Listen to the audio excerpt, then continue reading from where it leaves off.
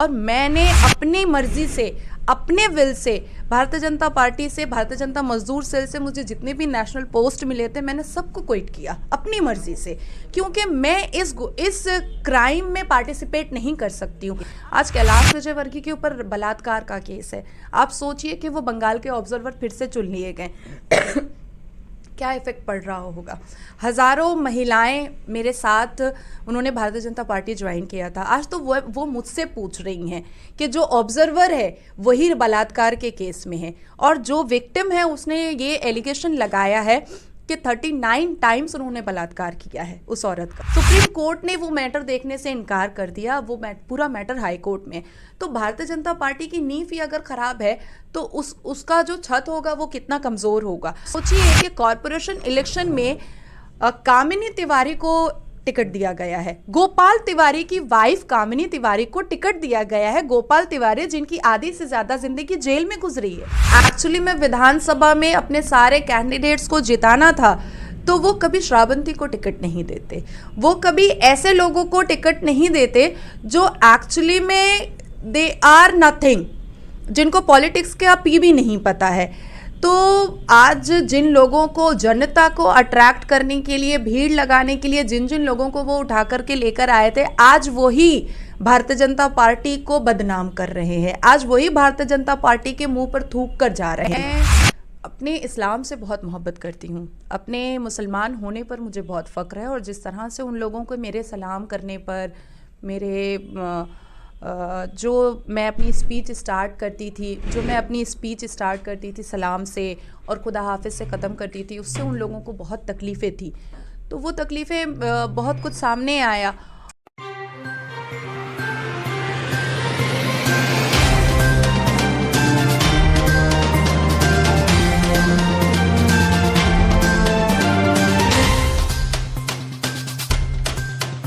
हिंद दोस्तों, मैं Nazish Faraz the local journalist में आपका स्वागत है। द लोकल जर्नलिस्ट की टीम अभी आ पहुंची है ग्रीश पार्क के इलाके में कोलकाता म्युनिसिपल कॉरपोरेशन इलेक्शन से जुड़ी खबरों के साथ, और हमारे साथ अभी मौजूद हैं नाजिया इलाही खान जी, जो कि बीजेपी पार्टी की माइनॉरिटी सेल के नेशनल लीडर। उनके पास हम लोग आ पहुंचे हैं कोलकाता म्युनिसिपल कॉरपोरेशन इलेक्शन से जुड़ी बातें करने के लिए, कि जिस तरह से बीजेपी पार्टी कह रही है कि कोलकाता म्युनिसिपल कॉरपोरेशन इलेक्शन में वो सारी सीटों पे जीत करके सामने आएगी और जो स्टेट गवर्नमेंट है वो बाहर का रास्ता देखने वाली है।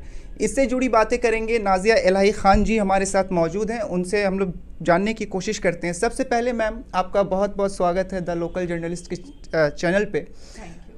आपसे ये जानना चाहेंगे मैम कि म्युनिसिपल कॉरपोरेशन इलेक्शन जो अभी चल रहा है, इसको लेके आपका क्या व्यू है? जो इस तरह के दावे बीजेपी पार्टी कर रही है कि वो टीएमसी को उड़ा के फेंक देंगी और सारी सीटें उनके ही पक्ष में आने वाली है, इस पे आप क्या कहेंगी मैम? सबसे पहले तो मैं आपके चैनल को मैं शुक्रिया अदा करना चाहूँगी कि उन्होंने मुझे अपॉर्चुनिटी दी कि मैं अपनी राय रख सकूँ। देखिए, भारतीय जनता पार्टी को एक्चुअली में 2017, 18 और 19 में जनता ने बहुत प्यार दिया था, बहुत मोहब्बत दी थी, और 2019 में उसका डिसीजन जनता ने दिखाया कि हमारी 18 सीटें आई थी पार्लियामेंट में, लोकसभा इलेक्शन में।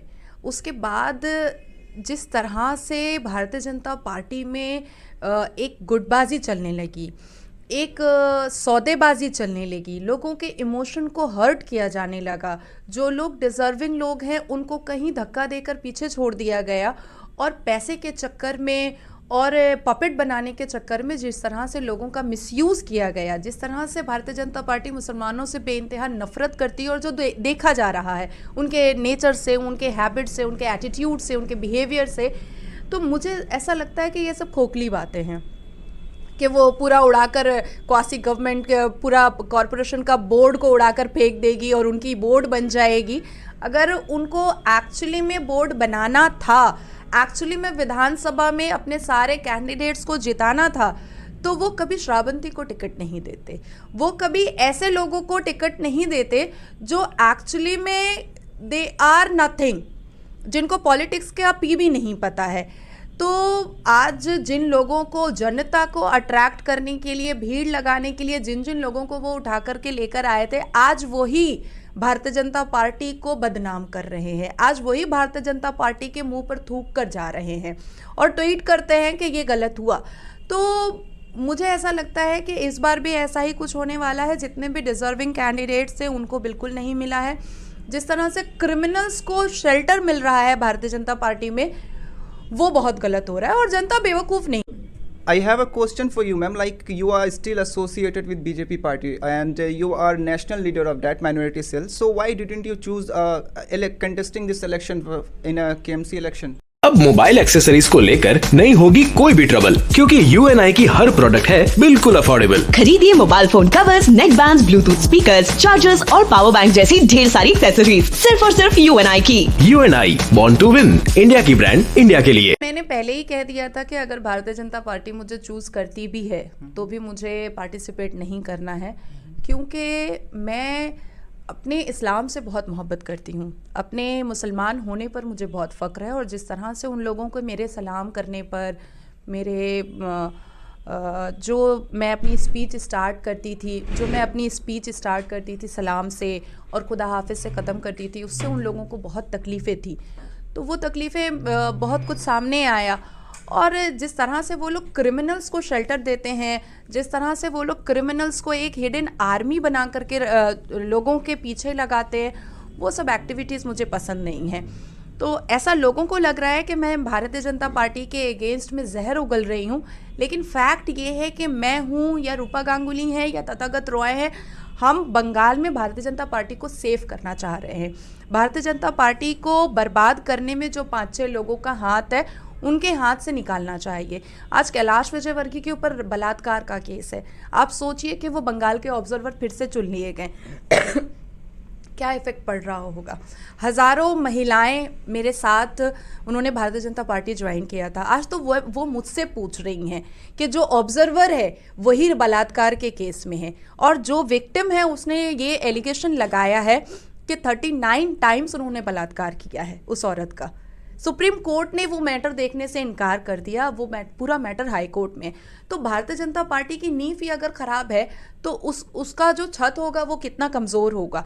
तो बेसिकली हम भारतीय जनता पार्टी को अभी भी सेव करने की कोशिश कर रहे हैं और मैं कम्प्लीटली अग्री करती हूँ, जितना भी ट्वीट तथागत रॉय जी ने किया है वो सब बिल्कुल सही है और मैंने अपनी मर्जी से, अपने will say Bharatiya Janata party से, भारतीय जनता मजदूर सेल से मुझे जितने भी नेशनल पोस्ट मिले थे मैंने सबको क्विट किया अपनी मर्जी से, क्योंकि मैं इस क्राइम में पार्टिसिपेट नहीं कर सकती हूँ।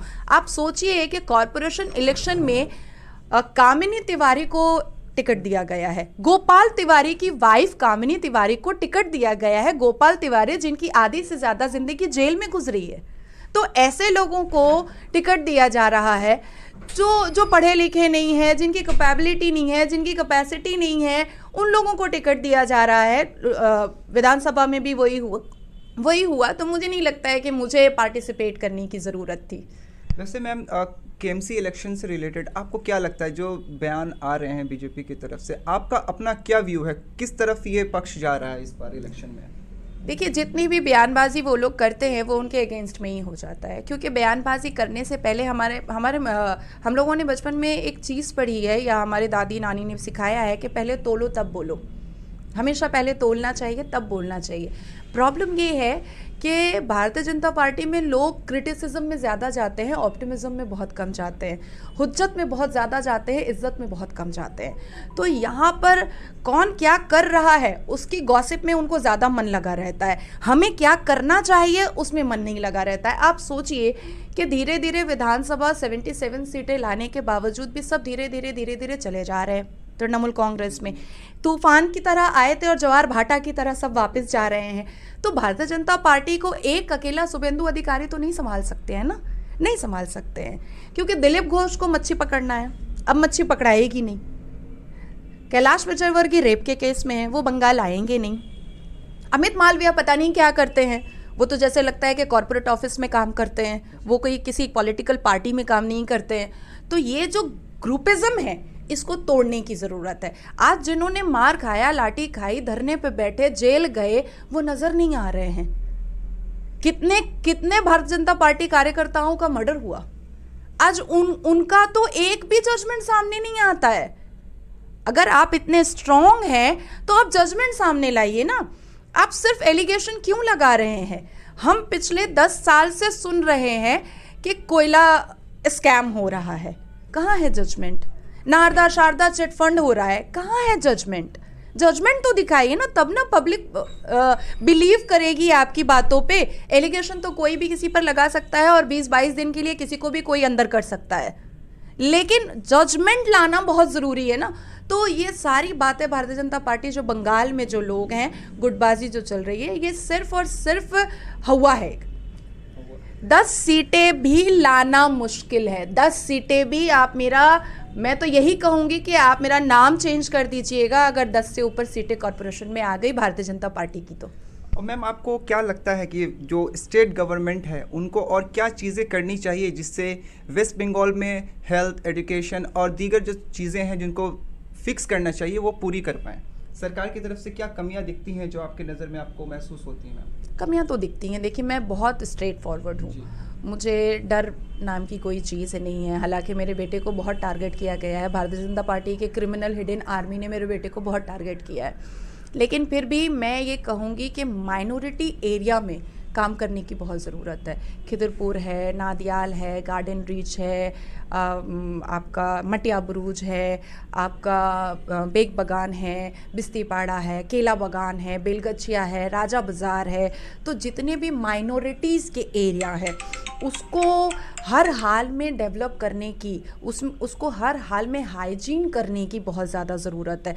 And the second thing is कि मुझे बहुत अच्छा लगेगा कि इस बार जो कॉरपोरेशन में तृणमूल कांग्रेस सरकार की बोर्ड बने, उसमें एडुकेशन अवेयरनेस का बोर्ड में एक ऐसा कुछ मतलब अमेंडमेंट निकल जाए या कुछ ऐसा फिक्स कर दिया जाए कि एडुकेशन अवेयरनेस हम देंगे ही देंगे।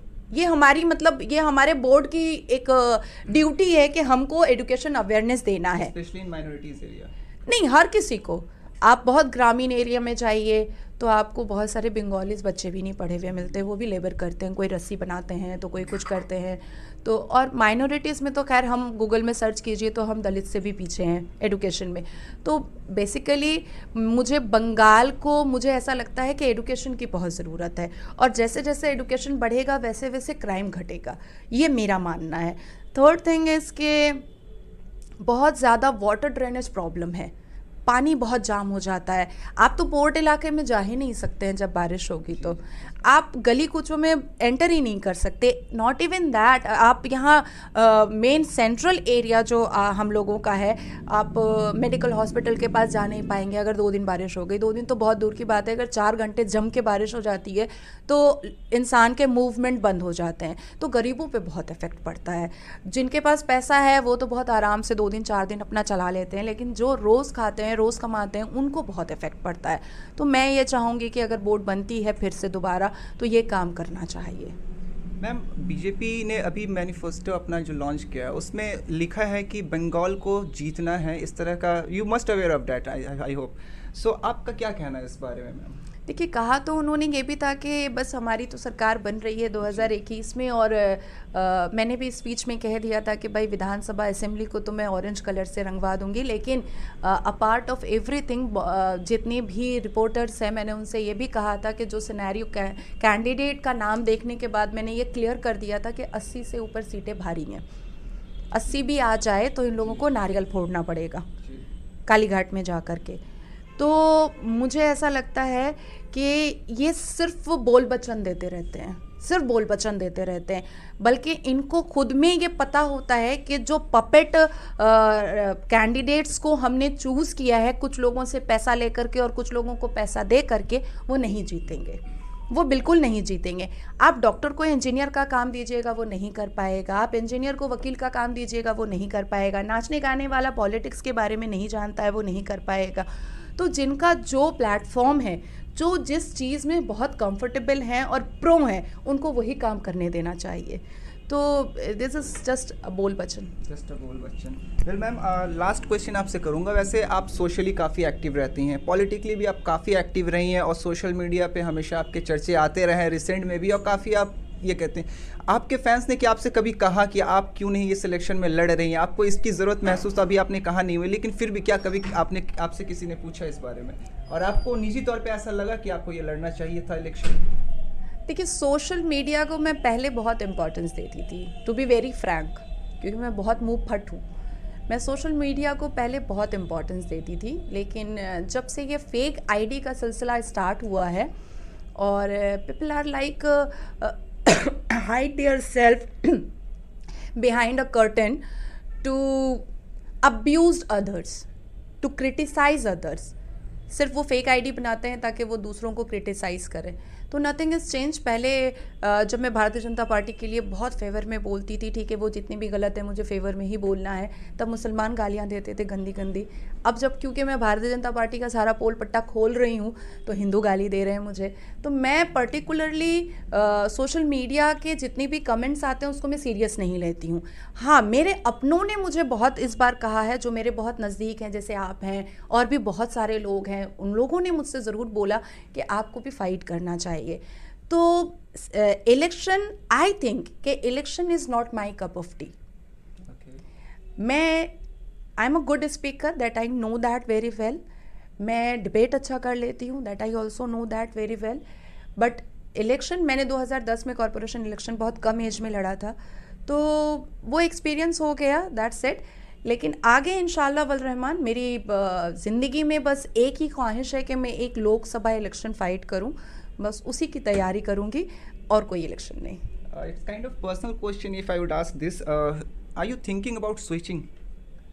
Like you are existing associated with some other party and you are, जैसे हमने देखा लास्ट टाइम आप काफ़ी बार टीएमसी सुप्रीमो श्रीमती ममता बनर्जी के बारे में कहते हुए अच्छी अच्छी बातें कहती हुई पाएंगे, तो क्या आप स्विच करने वाली हैं बीजेपी से और टीएमसी की तरफ? इस तरह की कोई नीति या जहन में आपकी सोच? देखिए, मैं आपको अभी जब आप एंटर किए थे तब भी मैंने आपसे कहा कि कुछ ऐसे लोग होते हैं जो काउंसलर के साथ घूम करके भी खुद को नेता समझते हैं।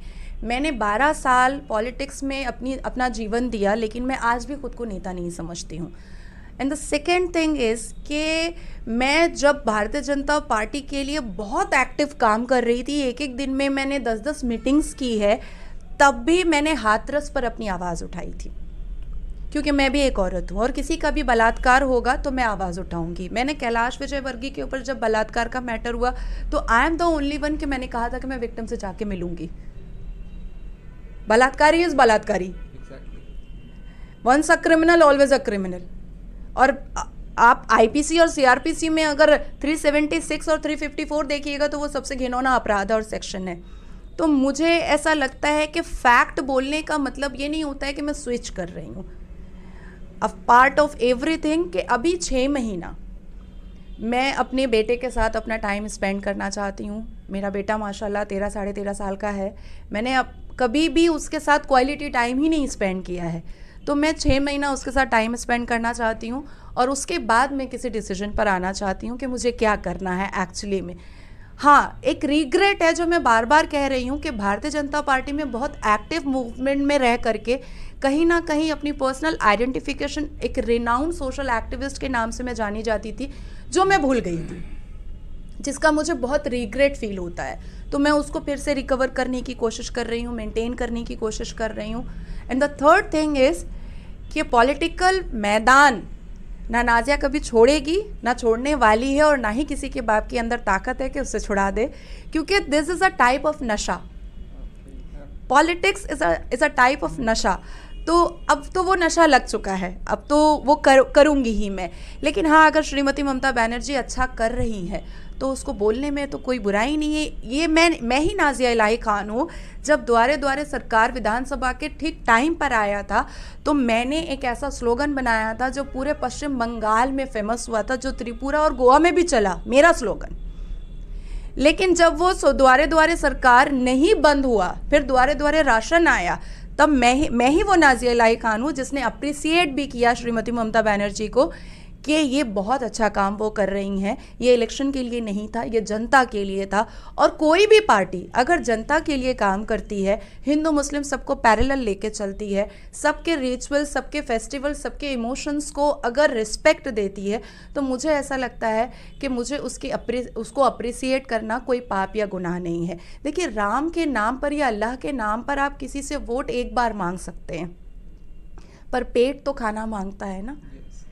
घर चलाने के लिए तो इनकम की ज़रूरत होती है ना, बिजली की ज़रूरत होती है, पुलिस ऑफिसर, अच्छे पुलिस ऑफिसर की ज़रूरत होती है, राशन कार्ड की ज़रूरत होती है, गवर्नमेंट में अच्छी फैसिलिटी वाले डॉक्टर्स की ज़रूरत होती है गवर्नमेंट हॉस्पिटल में। तो ये सारी चीज़ें राम का नाम लेने से तो आती नहीं है। अब वो ज़माना तो ईसा मसीह वाला है नहीं ना कि मिरेकल होगा कुछ।